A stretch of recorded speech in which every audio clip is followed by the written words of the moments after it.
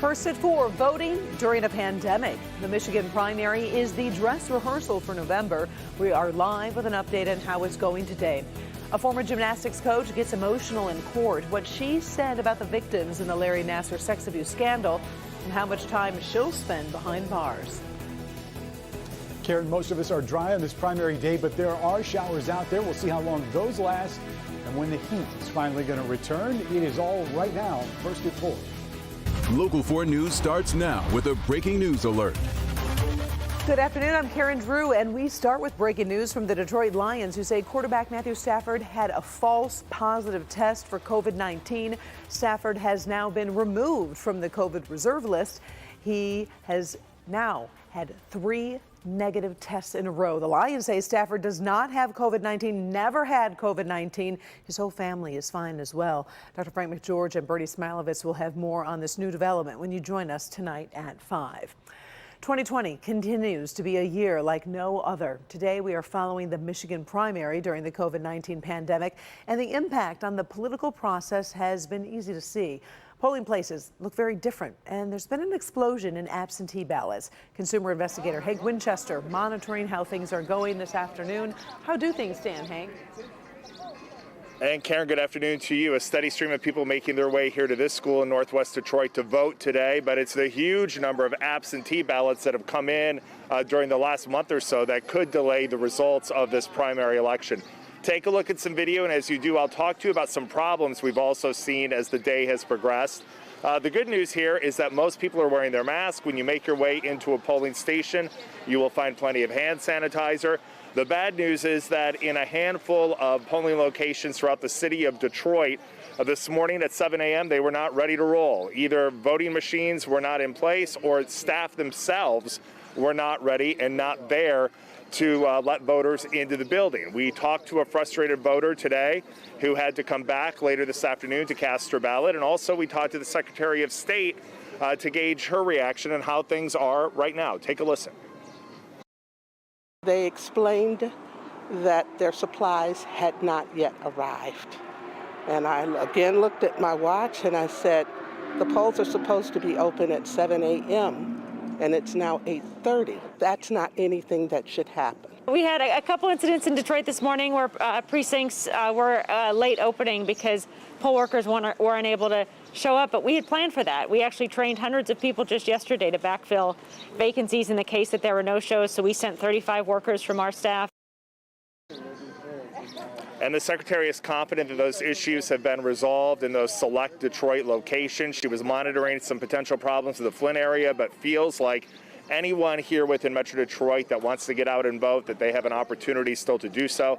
You still also have an opportunity to drop that absentee ballot out. Polls close tonight at 8 o'clock. We have much more regarding the big primary day turnout, Karen, starting live at 5 o'clock. For now, we're here in Northwest Detroit. Hank Winchester, help me, Hank. All right, we'll see you at 5. Thanks, Hank.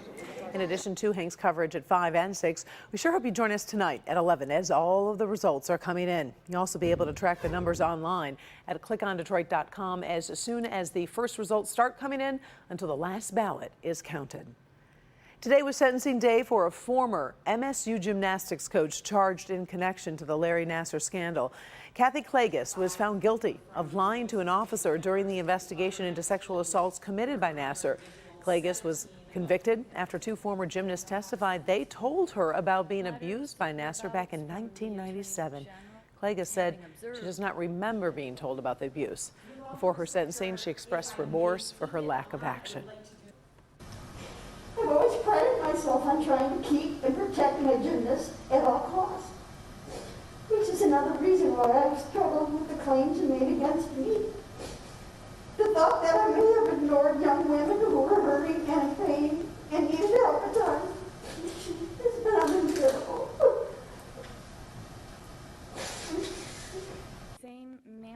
The judge sentenced Klages to 90 days in jail and 18 months of probation.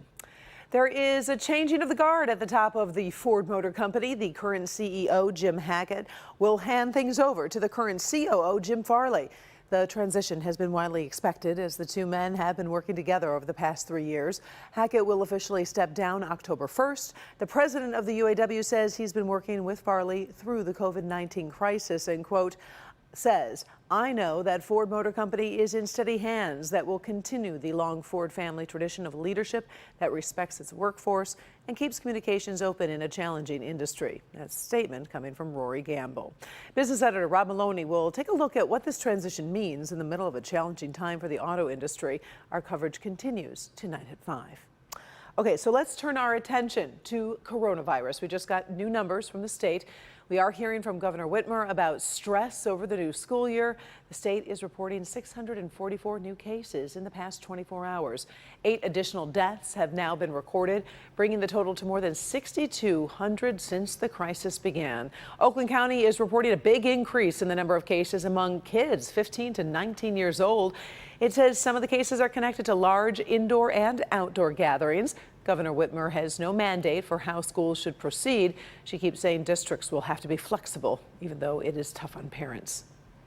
I know that it's hard and it's stressful for every single one of us. We are trying to navigate this and trying to have real-time information.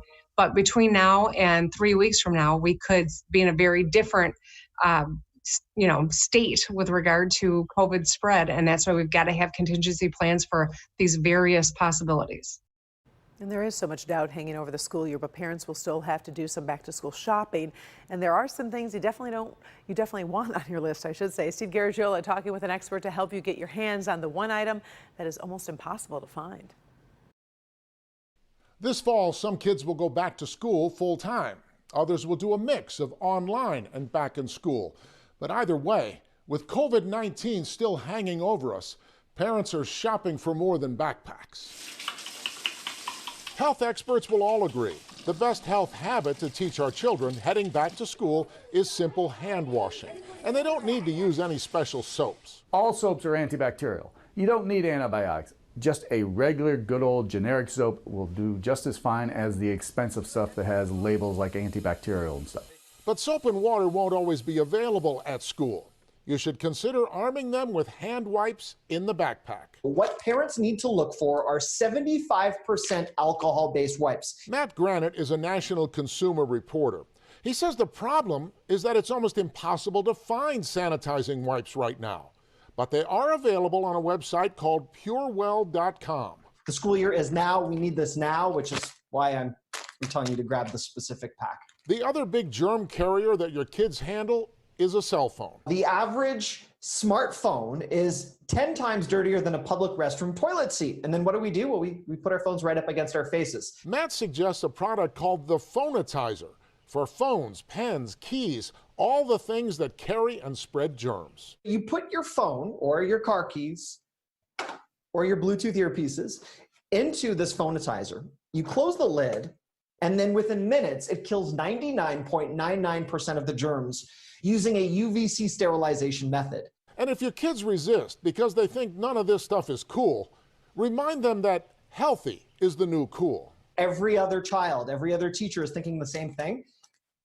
They'll be the cool ones if they're sanitized and back in class every day and not homesick.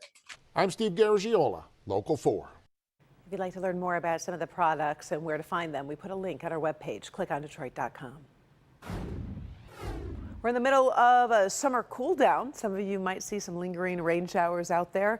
Let's bring in Ben Bailey with what we can expect this afternoon and this evening. Ben. Hey, Karen. Yeah, we've got some rain out there, and it's pretty persistent, at least in parts of the area. We're talking the north and metro zone here on Storm Tracker 4. It's almost like there's a fence there on 75, almost exclusively. This stuff is all east of the interstate with very few exceptions. This is going to continue at least to the evening hours, probably through dinner hour and a little bit beyond, but I think everything is going to be done by the time we get towards midnight tonight. So as far as temperatures go, we are going to stay in the 70s. You mentioned it is cool out there, low humidity too, and we'll see at least a chance of a shower right through polls closing at 8 p.m. tonight. So coming up, we will look at the heat coming back because it will, and when that humidity will follow, all that is in just a few minutes. Karen. All right, and we're also tracking the progress of Tropical Storm Isaias as it rips up the East Coast. Let's take a look at some of the damage it left behind. The storm was a Category 1 hurricane as it made landfall overnight in North Carolina.